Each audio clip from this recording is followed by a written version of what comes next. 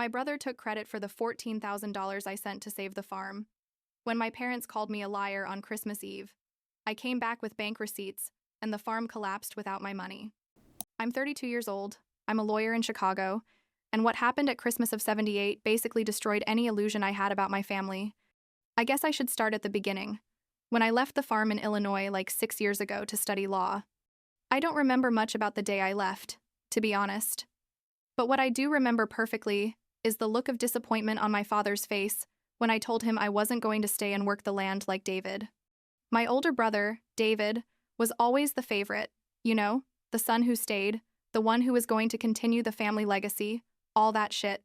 I was just the younger daughter who wanted something different, and that never sat well with my parents, especially my mother Barbara. The thing is, Chicago worked out well for me. I got a job at a decent firm after I graduated, and I started making real money for the first time in my life. And here comes the part that makes me angry even now when I think about it. Because like 3 years ago, my father James called me one night, like 10 at night, and his voice sounded weird, worried. He told me the farm was going through hard times, that the harvests hadn't been good, that the banks were putting pressure on them, the whole depressing picture. He didn't ask me for money directly, but I got the message.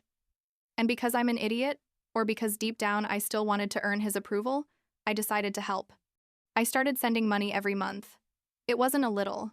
It was like $300 or $400 monthly, which back then was quite a bit, considering my rent in Chicago was $250.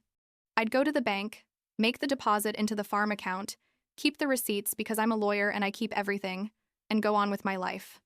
I did it quietly, without telling anyone, because I thought it was the right thing to do. My family needed help and I could give it. Period. I didn't need them to applaud me or anything. I just wanted the farm to survive. Because, I don't know.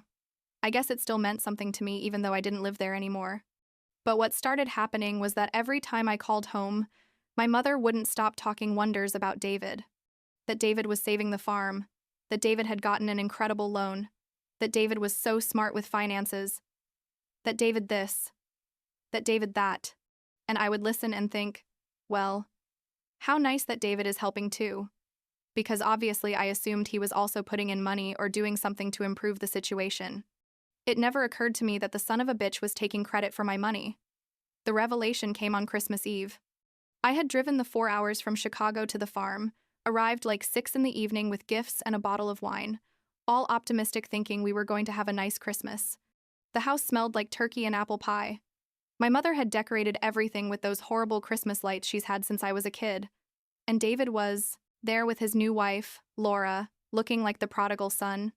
We had dinner, everything normal, and then my father stood up with a glass in his hand and started this speech about how proud he was of David, about how David had saved the farm in recent years, about how without him the family would have lost everything.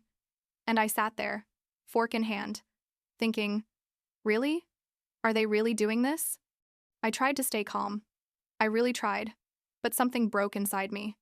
When my father finished his speech and everyone applauded, I said, well, I'm glad David has helped. But I've also been sending money every month for the last 3 years. The silence that followed was so thick you could cut it with a knife. My mother looked at me like I had said the biggest blasphemy in the world and said, "What are you talking about, Jennifer? We haven't received anything from you." That's when David went all pale, literally like a ghost. And my father said, "Jennifer, if you wanted to help, you should have said, so, you don't need to make up stories now." And I exploded, told them I wasn't making anything up, that I had been depositing money into the farm account every month, $300 or $400, sometimes more when I had a good case. My mother shook her head and said, "Honey, the only person who's been depositing extra money is David. He's been sacrificing himself for this family while you were in your fancy apartment in Chicago." I swear I felt like I'd been punched in the stomach. I looked at David and he couldn't hold my gaze. He was staring at his plate like it was the most fascinating thing in the world. I told him, "David, tell them the truth. You know I've been sending money. The deposits have my name on them." And he shrugged and said, "I don't know what you're talking about, Jennifer. I'm the one who's been keeping this place afloat." My father stood up and said, "That's enough, Jennifer. We're not going to ruin Christmas with your jealousy. You've always been envious of your brother." I got up from the table, went to my old room where I had left my bag, and started packing my things. My mother came after me, saying, "Don't be dramatic. Sit down and finish dinner." I told her I was leaving, that I wasn't going to stay in a house where they called me a liar. She said, "Well, if you leave like this, you only prove that David is right. You've always been selfish and now you're jealous of his success." Those words? Seriously, it was like they stabbed me with a knife. I finished packing, went down the stairs, and my father was at the door with his arms crossed saying, "If you walk out that door on Christmas, I don't know when you'll be welcome again." I left anyway. I spent Christmas Eve in a horrible motel on the highway, crying and eating M&Ms from a vending machine, feeling like the worst shit in the world. But I was also furious, more furious than I'd been in my life, because I knew I was right. I knew I had sent that money, and the fact that my own family called me a liar was something I couldn't just forgive like that. The next morning, Christmas Day, I drove straight to Chicago. The bank was closed, obviously, but I waited until the 26th, which was the first business day.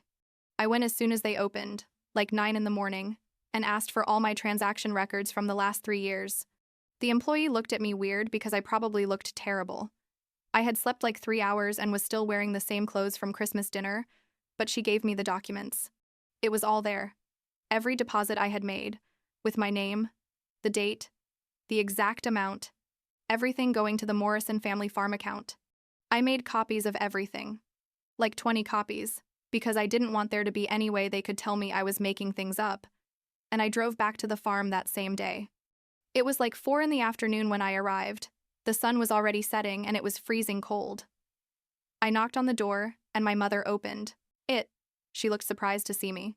I told her, "I need to talk to everyone. It's important."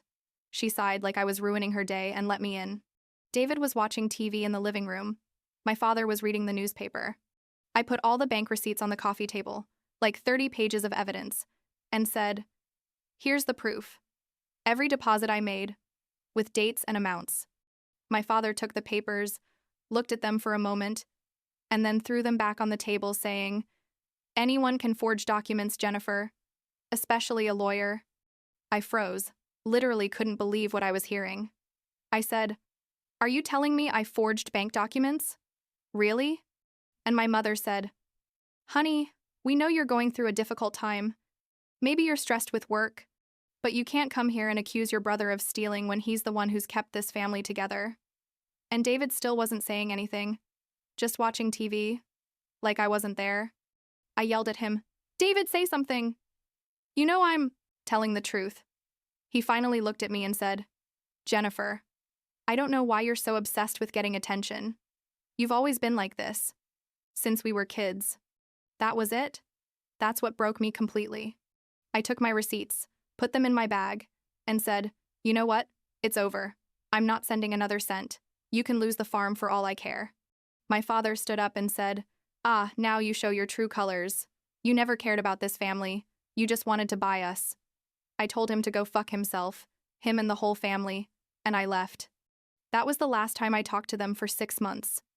6 full months without a call, without a letter, nothing. And I didn't contact them either. I was too angry and hurt. I stopped sending money, obviously, closed that account, and tried to move on with my life. It was weird, I'm not going to lie, because for years I had talked to my parents at least once a week, and suddenly it was like they didn't exist. I focused on work, took on more cases, started going out more with friends, basically tried to fill the void that cutting ties with my family had left. Some days I was fine. Other days I'd sit in my apartment and think about all the Christmases and Thanksgivings I had spent on that farm, and I'd cry like an idiot.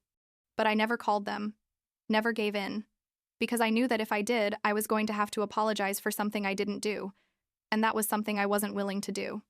Then one Saturday in June, like 7 in the morning, someone knocks on my door. I open it, and there are my parents, both of them, looking old and tired in a way I hadn't noticed at Christmas. My mother had red eyes like she'd been crying, and my father couldn't hold my gaze. I said, "What are you doing here?" And my mother said, "Can we come in? We need to talk to you." I almost closed the door in their faces, but something about the way my father was standing there, all hunched and defeated, made me let them in.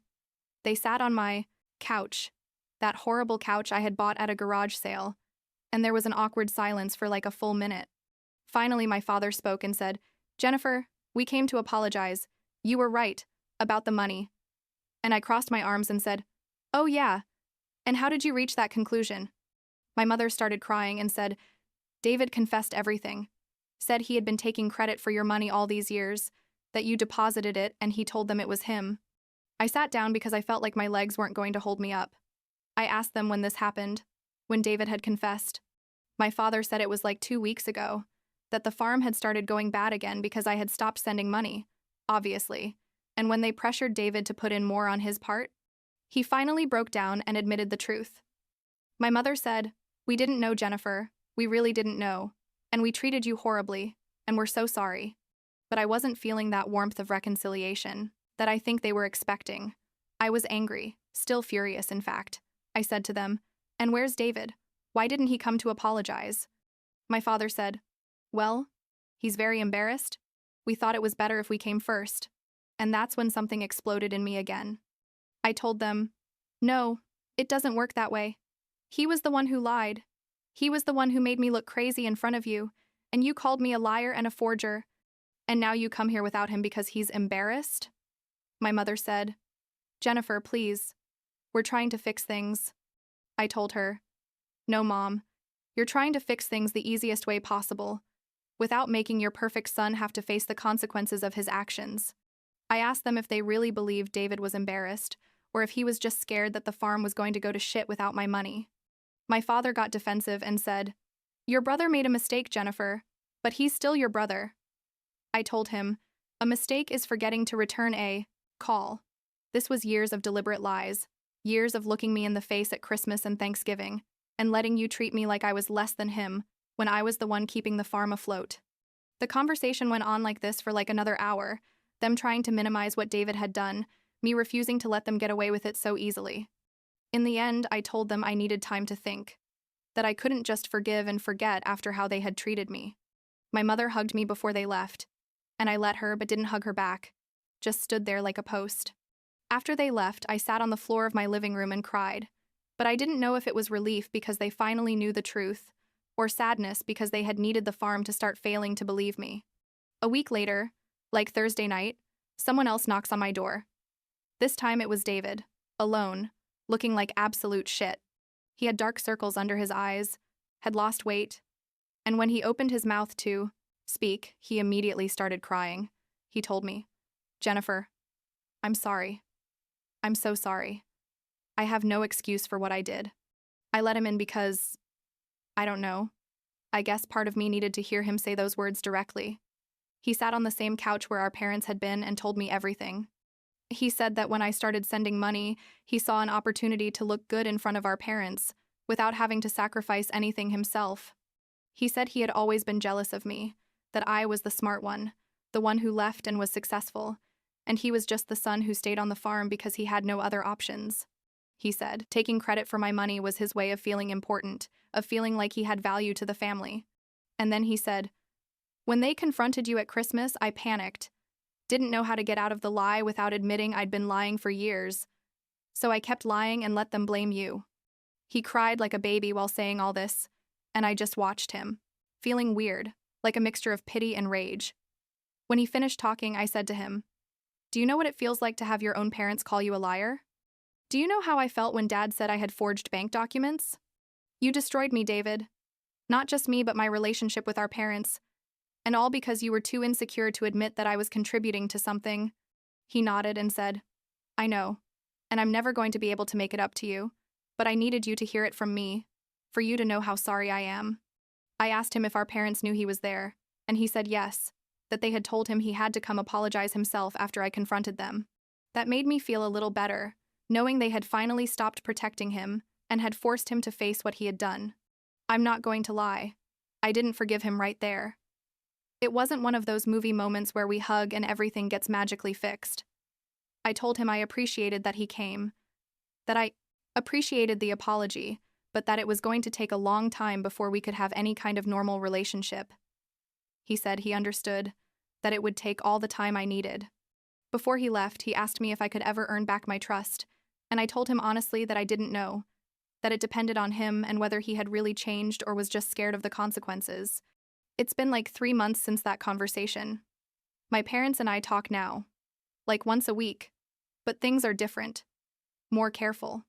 They try to be more fair, to recognize my contributions, but I can see it still hurts them to admit they were so wrong about David.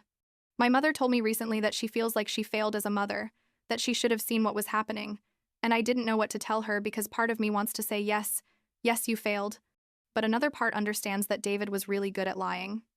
David and I are in a weird place. We talk occasionally, short and superficial conversations, but the trust obviously isn't there. I don't know if it ever will be. The farm is surviving, barely. But I haven't sent money again, and don't plan to. I told my parents that if they need financial help, it has to be transparent, with contracts and everything, because I'm not going to be in a situation again where my generosity is used against me. What bothers me most, if I'm honest, isn't so much the money or even David's lies. It's that my parents, the people who were supposed to know me better than anyone, chose to believe him over me, without even considering that I might be telling the truth. That's something I can't easily forget. No matter how many apologies I receive.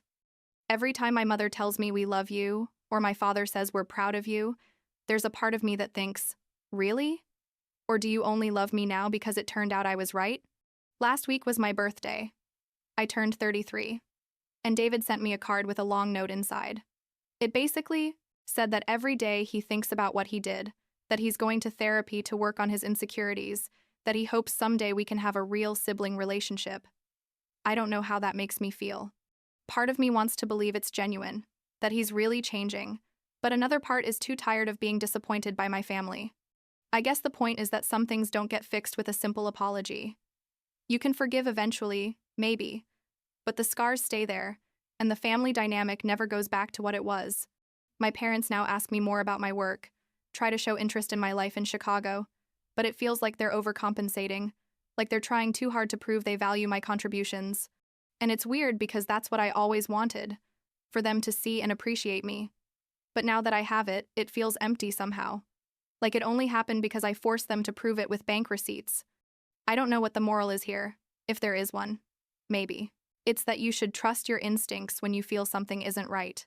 Or maybe it's that families are complicated, and that favoritism can make people justify behaviors they would normally see as unacceptable. Or maybe it's simply that sometimes the people you love are going to disappoint you in ways you never imagined, and you have to decide whether you can live with that or not. For now, I'm okay. I think. I have my life in Chicago. I have my job that I like most of the time. I have friends who support me, and who were horrified when I told them this whole story. The farm is still there. My family is still there. And I'm still trying to decide what place I want them to have in my life long term. It's enough for now, I guess.